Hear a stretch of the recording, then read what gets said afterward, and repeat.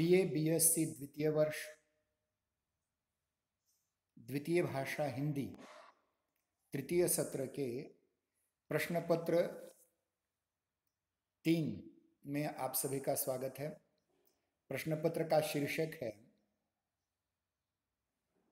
सामान्य हिंदी भाग 3। इस प्रश्न पत्र में साहित्य और भाषा इन दोनों को लेकर के चर्चा हमें करनी है। आप सभी को इस बात से जानकारी प्राप्त हुई होगी कि इस सत्र में हमें अलग अलग 5 गद्य विधाओं का अध्ययन करना है, जिसमें आत्मवृत्त या आत्मकथा, रेखाचित्र, संस्मरण, उसके उपरांत निबंध और यात्रावृत्त का अध्ययन करना है। सभी को सुनाई दे रहा है? कृपया कोई चैट बॉक्स में हाँ बोलकर लिखिए। ठीक है, धन्यवाद। आज हम उसी भाग को आगे लेकर जाने वाले हैं जिसमें हमने कल आत्मकथा की कुछ बातें की थी। जैसे कि मैंने कहा था कि आत्मकथा या आत्मवृत्त एक ही प्रकार की विधा है और इस विधा में लेखक स्वयं अपने बारे में कुछ लिखता है, अर्थात अपने जन्म से लेकर के तब तक कि वो सारे बातें लिखता है जब वह यह आत्मकथा लिख रहा है। जैसे प्रेमचंद जी की आत्मकथा या आत्मवृत्त आपने पढ़ा मेरा जीवन, जिसमें उन्होंने अपने पूर्वज, अपने माता पिता, अपना बचपन, अपनी पढ़ाई से लेकर अपने लेखन के आरंभिक दौर को भी निश्चित रूप से कहा है। प्रेमचंद जी हिंदी के केवल बहुत बड़े लेखक नहीं अपितु पूरे एशिया के बहुत महान लेखक हैं। उन्हें उपन्यास सम्राट या कथा सम्राट कहा जाता है। उनके जीवन के बारे में उन्होंने अपने बारे में जो कुछ लिखा है, जैसे उनके पिता कौन थे, उनकी माता कौन थी, उनकी सौतेली माता कौन थी, सौतेली भाई बहन कौन थे, उन्होंने पढ़ना कब आरंभ किया, किस काल में वो महाविद्यालय गए, कि कौन सा विषय उन्हें कठिन जाता था, ये सारी चीजें उन्होंने अपने जीवनी में आत्मकथा में लिखी है, आत्मवृत्त में लिखी है। तो इन सभी आत्मवृत्तों में होता क्या है, इसकी ओर थोड़ा सा सैद्धांतिक दृष्टि से देखना जरूरी है। और इस सैद्धांतिक दृष्टि को जानने के लिए आप सभी इस समय जो मैं बोल रहा हूं उसे ठीक ढंग से सुनिए। मैं इसकी पीपीटी बाद में आपको शेयर करूंगा। आत्मकथा, जैसे कि कल भी कहा था मैंने, हिंदी में भारतीय भाषाओं के साहित्य में यह अपेक्षाकृत नई विधा है। हमारे यहाँ कहानियां होती थी, कविताएं होती थी, महाकाव्य होते थे, लेकिन आत्मकथा हमारे लिए नई विधा है। हमने ये भी कहा था कि हिंदी की पहली आत्मकथा गद्यात्मक नहीं अपितु पद्यात्मक है। और इस पद्यात्मक आत्मकथा के लेखक बनारसी दास जैन हैं, जो जैन धर्म से संबंधित कवि हैं और जिन्होंने अपने जीवन के 50 वर्ष पूर्ण हो जाने पर अर्ध कथानक नाम की अपनी आत्मकथा लिखी। ये पद्यात्मक है, लेकिन गद्यात्मक आत्मकथा हिंदी में आने के लिए बहुत वर्ष जाने पड़े और आर्य समाज के संस्थापक महर्षि दयानंद सरस्वती जी ने अपनी पहली आत्मकथा हिंदी में लिखी, जिसका नाम है मेरा जीवन चरित्र या मेरा जन्म चरित्र। उसके उपरांत उनके शिष्य स्वामी श्रद्धानंद जी ने एक आत्मकथा लिखी, उनकी कल्याण मार्ग का पथिक। बाद में बहुत सी आत्मकथाओं का मैंने उल्लेख किया। क्रांतिकारी रामप्रसाद बिस्मिल जी की आत्मकथा बहुत महत्वपूर्ण है।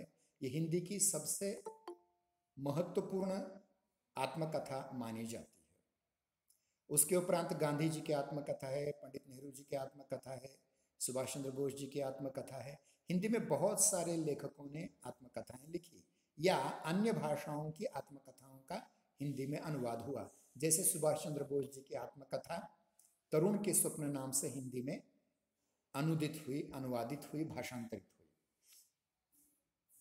उसके बाद में बहुत सारे लोगों ने आत्मकथाएं लिखी। भारतेंदु हरिश्चंद्र जी ने कुछ आप बीती कुछ जग बीती आत्मकथा लिखी। राजेंद्र प्रसाद जी ने अपनी आत्मकथा लिखी। हिंदी के बहुत सारे लोगों ने, जयशंकर प्रसाद जी ने अपनी आत्मकथा मात्र एक कविता के माध्यम से लिखी। रामधारी सिद्धिनकर जी हों, और खास करके मैंने कल भी बताया था आपको कि हरिवंश राय बच्चन जी की आत्मकथा जो 4 खंडों में विभाजित है, क्या भूलूं क्या याद करूं, नीड़ का निर्माण फिर, बसेरे से दूर और दशद्वार से सोपान तक, इनका उल्लेख मैंने कल किया था। महिला लेखिकाओं ने भी अपनी आत्मकथाएं लिखी हैं, जैसे कि मन्नू भंडारी हैं, मैत्रेयी पुष्पा हैं और भी बहुत सारी। तो ये आत्मकथा हिंदी में नई विधान बन चुकी है और एक पॉपुलर, लोकप्रिय विधा बन चुकी है। इस विधा को समझने के लिए हमें उसके सैद्धांतिक पक्ष की भी ओर ध्यान देना पड़ेगा,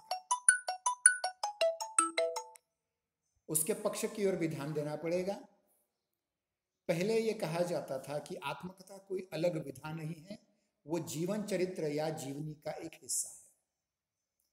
परंतु जीवनी और आत्मकथा में बहुत बड़ा भेद है, अंतर है। स्थूल रूप में लेखक जब अपने जीवन के संदर्भ में लिखने लगता है तब वह आत्मकथा बन जाती है, और अपने से अलग व्यक्ति किसी दूसरे व्यक्ति के जीवन के संदर्भ में लिखता है तो उसे जीवनी कहा जाता है। मराठी में जिसे जीवन चरित्र कहा जाता है, और मराठी में आत्मकथा को आत्मचरित्र कहा जाता है।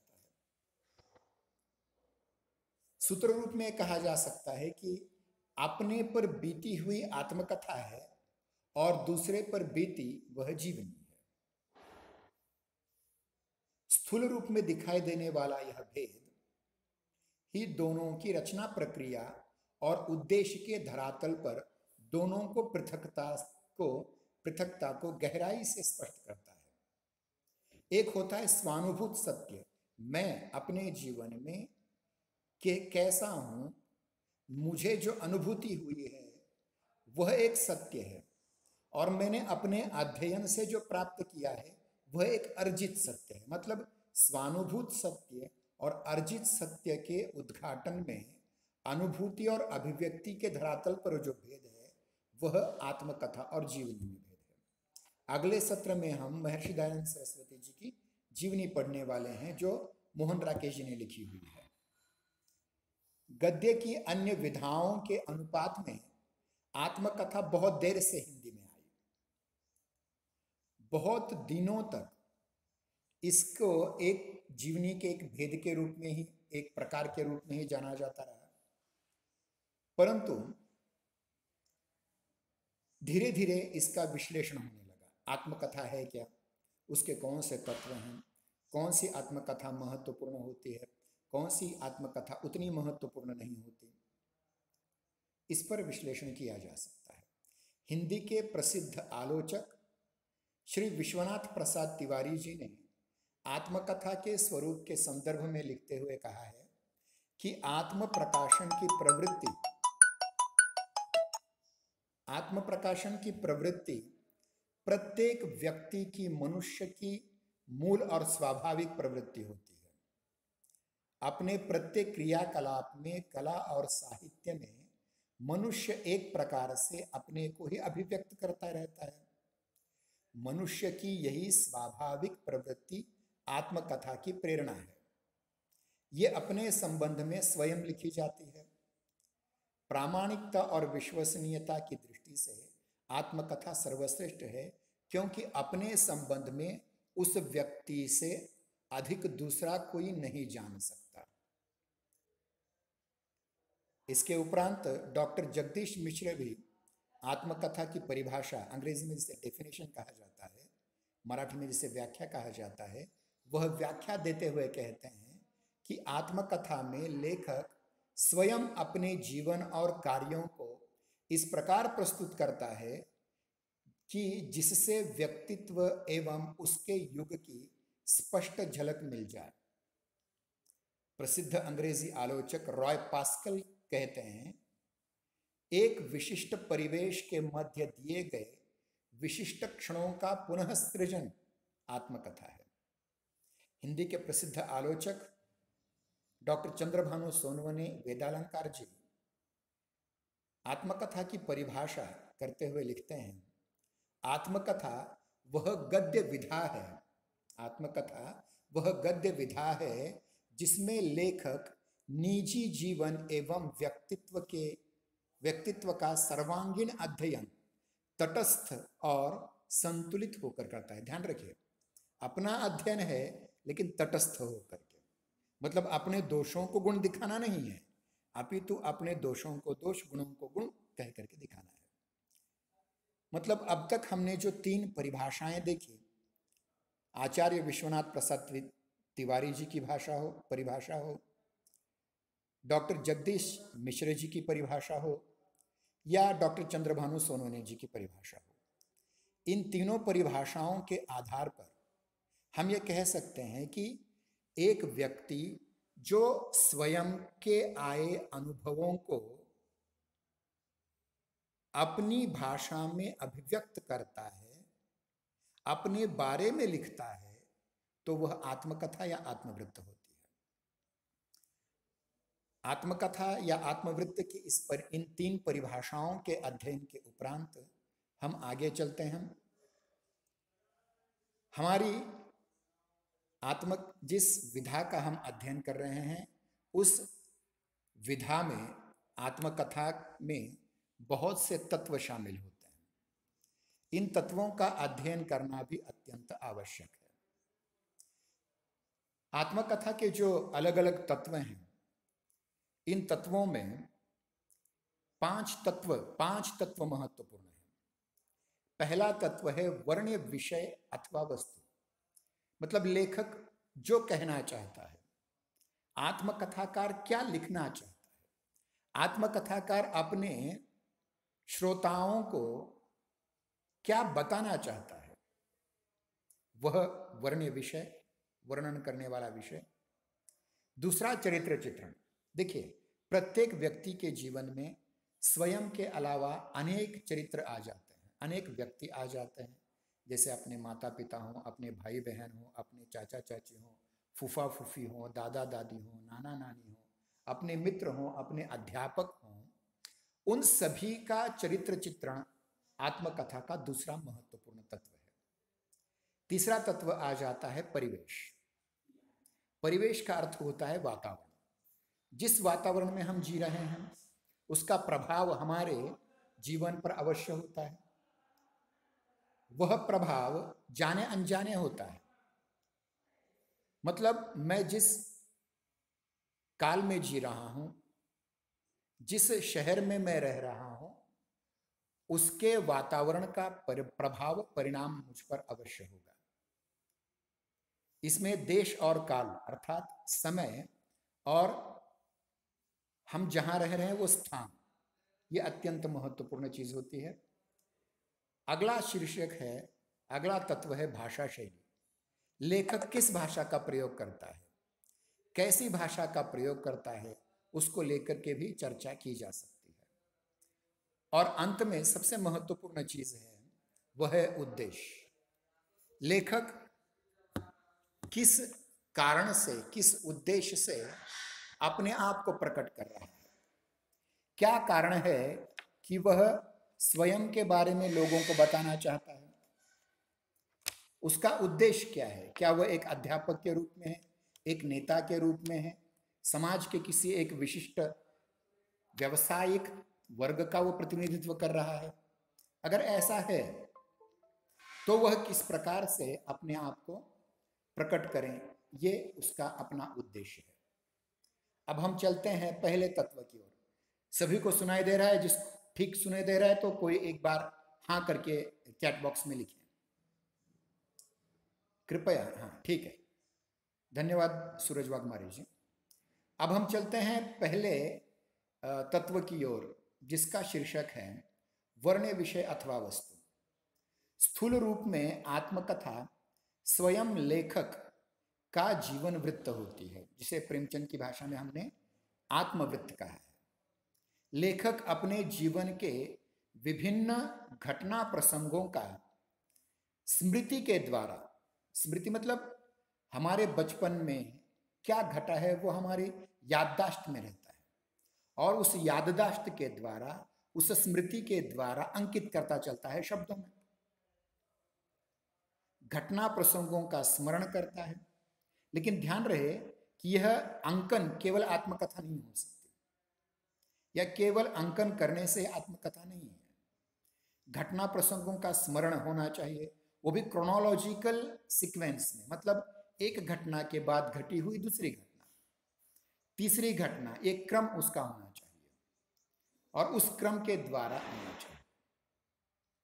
फिर उसके उपरांत हम देखते हैं कि यह एक मतलब घटनाओं के प्रसंगों का स्मरण है, उसका पृथक्करण, कौन सी घटना महत्वपूर्ण है उसी को लिखें, उसका चयन करें, और जिस घटना का चयन किया है, जिस घटना का सिलेक्शन किया है, उस घटना को प्रस्तुत करने की एक बहुत बड़ी जटिल प्रक्रिया है, एक कॉम्प्लेक्स प्रोसेस है ये। इस संदर्भ में प्रसिद्ध अंग्रेजी आलोचक राय पास्कल कहते हैं कि आत्मकथा में जीवन की उलझी हुई प्रक्रिया के बीच तथ्यों का चुनाव, महत्वपूर्ण घटनाओं का विभाजन, विश्लेषण, अभिव्यक्ति का चुनाव, इन सब का आधार लेखकीय वर्तमान दृष्टिकोण से निश्चित होता है। तो देखिए राय पास्कल क्या कहना चाहते हैं कि जो तथ्य हमारे जीवन में महत्वपूर्ण है, उन तथ्यों को लेकर आप किन तथ्यों का चयन करते हैं, और उन तथ्यों का चयन करने के उपरांत उसे किस क्रम से आगे पीछे लगाते हैं, ये महत्वपूर्ण चीज है। और ये महत्वपूर्ण घटनाएं क्या है,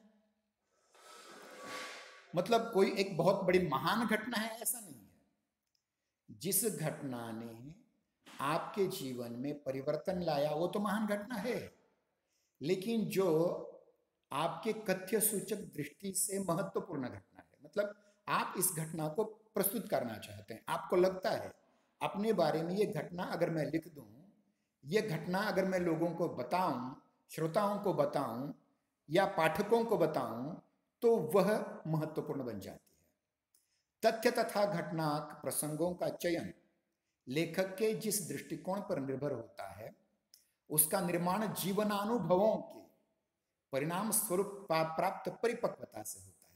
मतलब कोई भी व्यक्ति आत्मकथा लिख नहीं सकता, अनुभव उसके परिपक्व होने चाहिए, और उसके संबंध में एक मनोवैज्ञानिक दृष्टि उम्र का रहता है। मतलब समझिए आप 10वीं का कोई छात्र, 10वीं पढ़ने वाला छात्र आत्मकथा लिख नहीं पाएगा, क्योंकि उसके पास अनुभव की कमी है। वही 50-60 वर्ष की उम्र बीत जाने पर जो लोग अपने अनुभव की परिपक्वता के आधार पर अपने अनुभवों को लिखेंगे, वह अधिक महत्वपूर्ण होंगे। युवा व्यक्ति की आत्मकथा में तटस्थता नहीं रहती, क्योंकि युवा अवस्था में क्रोध ज्यादा होता है, भावनात्मकता ज्यादा होती है। इसलिए युवावस्था में हो सकता है कि हम किसी एक व्यक्ति के बारे में कुछ उलट सुलट लिख दें, गलत लिख दें, अपने बारे में कुछ ज्यादा बढ़ाकर लिख दें। इसलिए ये तटस्थता बहुत महत्वपूर्ण है, जो युवा व्यक्ति में नहीं रहती, एक परिपक्व व्यक्ति, प्रौढ़ व्यक्ति में ये आ सकती है।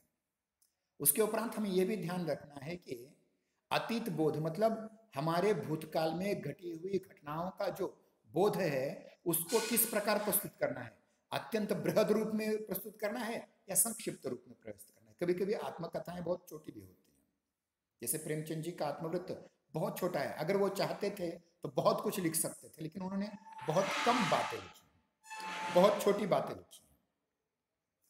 और एक महत्वपूर्ण बात है कि आपकी आत्मकथा का जो अतीत बोध है, भूतकालीन बोध है, उस बोध को बृहद या संक्षिप्त या दोनों रूपों से या इसके अलावा भी वैविध्य रूप से प्राप्त करना है तो आत्मकथा की स्तरात्मकता के लिए उतना आवश्यक नहीं होता। प्रसिद्ध आलोचक हिंदी के डॉक्टर नारायण शर्मा जी लिखते हैं, उन्होंने एक शोध प्रबंध लिखा है हिंदी आत्मकथा नाम का। उसमें वो लिखते हैं, वस्तुतः आत्मकथा में कथा वस्तु के विस्तीर्ण वैविध्यपूर्णता की तुलना में अधिक महत्वपूर्ण है।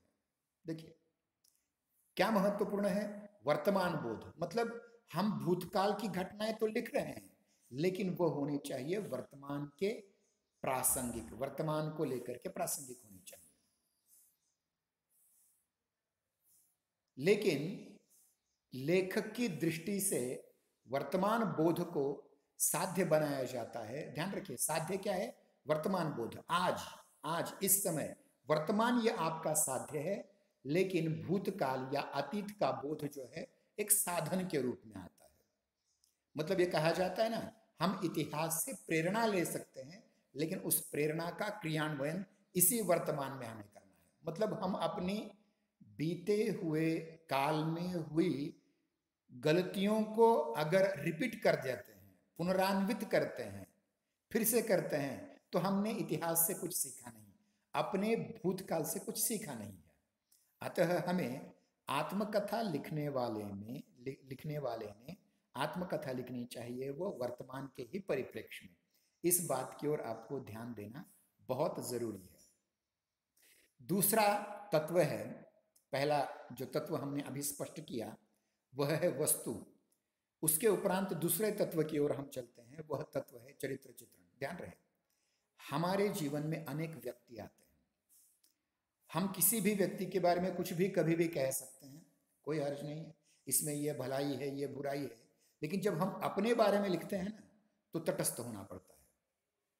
जैसे महर्षि दयानंद सरस्वती जी ने अपने जीवन में अपना जब जीवन चरित्र, उन्होंने आत्मचरित्र लिखा, जन्म चरित्र लिखा, तब उन्होंने ये स्पष्ट रूप से लिखा था कि मैंने कभी कभार अपने साधकावस्था में अपने गुरुओं के कहने से भांग का नशा किया था।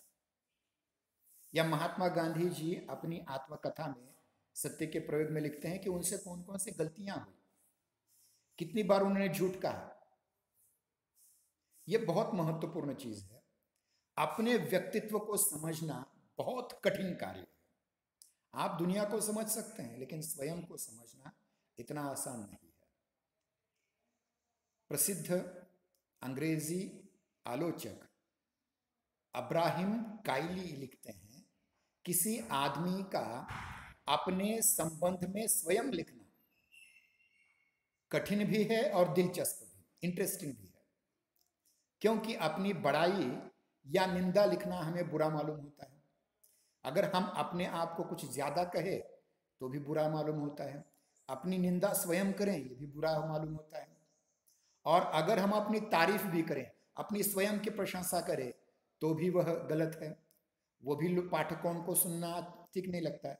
मतलब पाठक किसी सामान्य व्यक्ति की या किसी बड़े व्यक्ति की भी खुद ने की हुई प्रशंसा को, आत्मश्लाघा को सही नहीं करता। आत्मकथा के लेखक को यहाँ आत्म प्रदर्शन और आत्मसमर्थन के प्रलोभन से बचना चाहिए।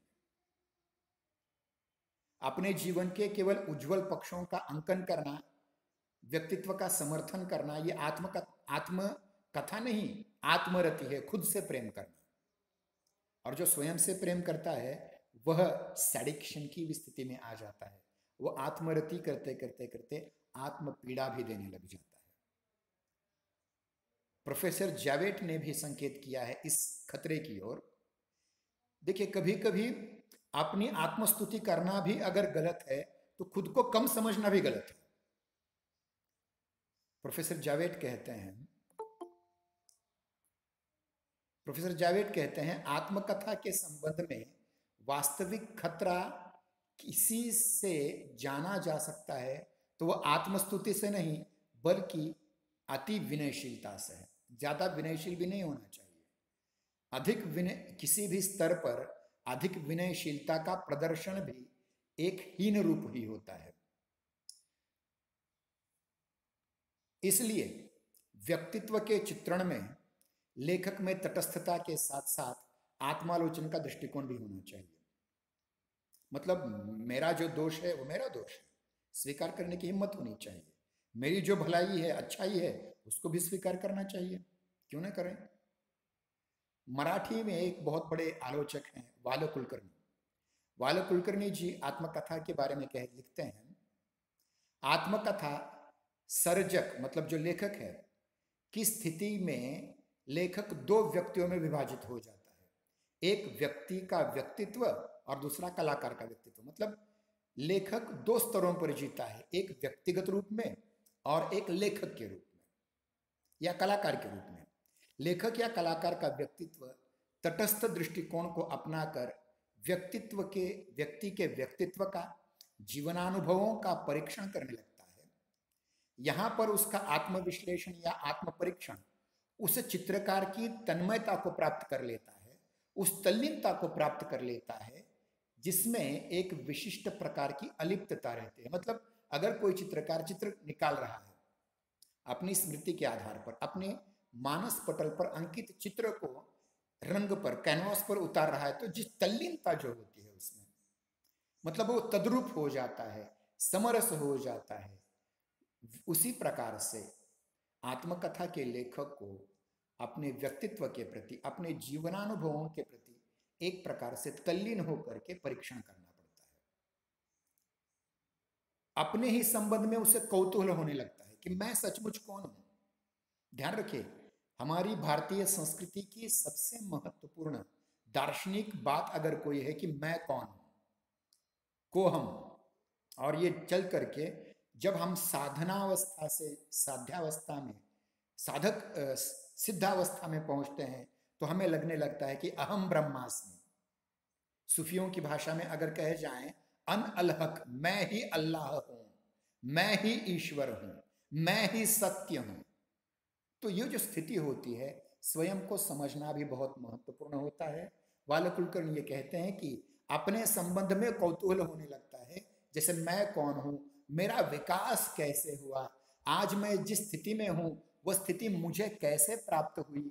इन सभी प्रश्नों का चिंतन जो करता है वह एक अच्छा आत्मकथा लेखक बन सकता है। अर्थात प्रत्येक व्यक्ति को अगर अपनी आत्मकथा लिखनी है तो आत्मकथा लिखते समय स्वयं का अध्ययन करना बहुत जरूरी है, खुद को समझना बहुत जरूरी है। और इसीलिए छात्रों के लिए एक शब्द बार बार दिया जाता है, स्वाध्याय। अपने आप को समझो, अपने आप को समझो, स्वयं को समझो। आज मैंने कितना पढ़ा है, क्या मैं कल पढ़े हुए भाग से कुछ ज्यादा पढ़ा हूं, कल मुझ में जो गुण थे उसमें कुछ एक आध गुण नया ऐड हुआ है। इसी को संत ज्ञानेश्वर ने अपनी ज्ञानेश्वरी जो गीता पर उन्होंने भावार्थ दीपिका टीका लिखी, उसमें कहा है, जे जे स्वसंवेद्या स्वसंवेद्य। अपने आप को समझो, स्वयं को समझो। जो व्यक्ति स्वयं को समझता है वही उन्नति कर सकता है कि मुझ में कौन कौन से बल स्थान है, मुझ में कौन कौन सी दुर्बलताएं हैं, मैं किस किस संकट का मुकाबला कर सकता हूं, और मुझ में कौन सी कमियां हैं जिन कमियों को मैं समाप्त करके उनको एक अच्छा स्वरूप दे सकता हूं। आत्मकथा का केंद्रीय विषय स्वयं लेखक है, स्वयं है, व्यक्ति है। परंतु कोई भी व्यक्ति उसके संपर्क में आने वाले व्यक्ति के प्रभाव से मुक्त नहीं होता। जैसे हमने प्रेमचंद जी के आत्मवृत्त में पढ़ा कि प्रेमचंद जी सर्वाधिक प्रभावित किससे थे? आचार्य महावीर प्रसाद पोद्दार जी से। उनका प्रभाव उन पर हुआ। तो देखिए, हमारा व्यक्तित्व बनाने में अन्य लोगों का भी बहुत बड़ा योगदान होता है, और इस बहुत बड़े योगदान को लेकर के ही, अर्थात अपनी आत्मकथा में हम नहीं, मैं नहीं, अपितु हमारे आसपास के बहुत सारे पात्र चरित्र भी हमारे व्यक्तित्व को बनाने में महत्वपूर्ण बात निभाते हैं।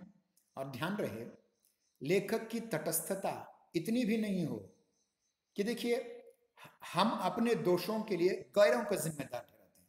हम अन्यों से प्रभावित अवश्य होते हैं, लेकिन हम अपनी असफलता के लिए अपनी गलतियों के लिए हम दूसरों को जिम्मेदार ठहराते हैं। ये नहीं होना चाहिए। आप दूसरों से प्रभावित अवश्य हों, लेकिन दूसरों को दोषी न ठहराएं। अपने व्यक्तित्व निर्माण के लिए स्वयं हम जिम्मेदार होते हैं। हमारा समय समाप्त हो रहा है।